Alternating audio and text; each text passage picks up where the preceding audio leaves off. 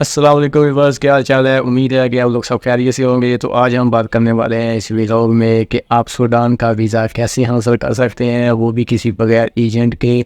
और जो सूडान का वीज़ा है वो हासिल करना बहुत ही आसान है, और जो जो इसकी रिक्वायरमेंट है आपने पूरी करनी है, और रिक्वायरमेंट पूरी करने के बाद आपने वीज़ा अप्लाई करना है, तो आपको इंशाल्लाह 100% वीज़ा मिलेगा और आप आसानी से इसका ट्रैवल भी कर सकेंगे और सूडान का विज़न भी कर सकेंगे।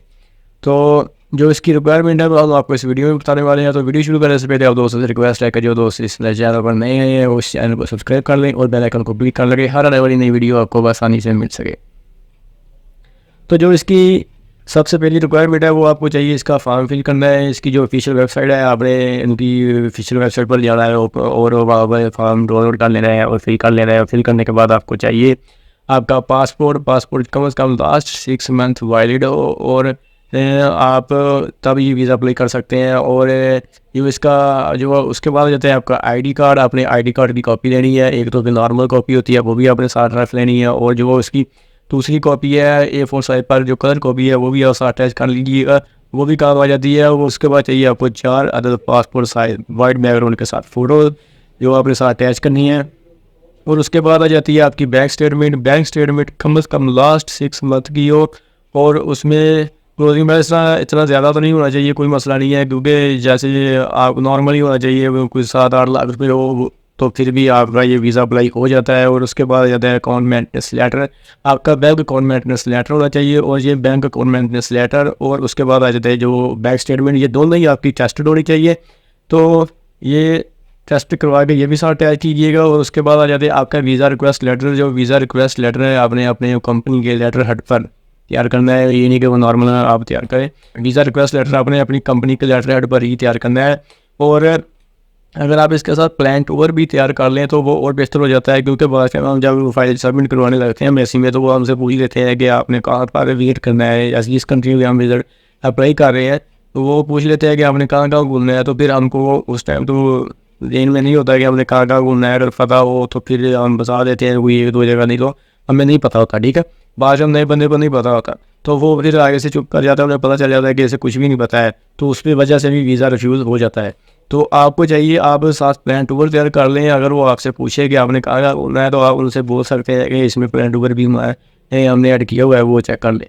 तो उन्हें पता चल जाता है कि इसमें कुछ ना कुछ नहीं पता है, तो इसलिए उन्होंने प्लान टूर तैयार किया हुआ है। ठीक है, तो उसके बाद आ जाते हैं आपका police character certificate. Police character certificate आप साथ ज़रूर लगाइएगा। और जब भी पुलिस करैक्टर सर्टिफिकेट लगाना है आपने किसी भी विज़िट वीज़ा अप्लाई करने के लिए, तो उस वो नया तैयार कराएं। ठीक है, पुराना नहीं साथ लगाएं, क्योंकि जो पुराना होता है उसमें आपने जो पहले कंट्री का विजिट किया वो उधर मैंशन होता है। ठीक है, तो आपने जब भी किसी भी कंट्री का विजिट करना है या पुलिस करैक्टर सर्टिफिकेट तैयार करवाना है तो उस कंट्री को मैंशन करें कि हमने इस कंट्री में जाना है और इस कंट्री के लिए पुलिस करैक्टर सर्टिफिकेट तैयार करवा रहे हैं।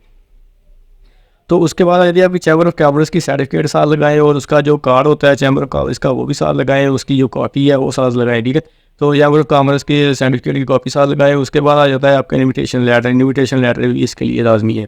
तो इन्विटेशन लेटर अगर आपकी कंपनी आप ढूंढ लेते हो या कोई ट्रैवल एजेंसी ढूंढ लेते हो जो आपको इन्विटेशन हायर कर सके, तो आप उनसे इन्विटेशन मंगवा सकते हो, और मंगवा के वो आपको इन्विटेशन दे देंगे, तो आप वो भी इसे फाइल में लगाएंगे, अटैच करेंगे, तो अपनी फाइल सबमिट करवाएंगे। उसके बाद आते हैं एयर टिकट रिजर्वेशन और होटल बुकिंग रिजर्वेशन। ये दोनों ही आपने साथ लगानी है, एयर टिकट रिजर्वेशन और होटल बुकिंग रिजर्वेशन।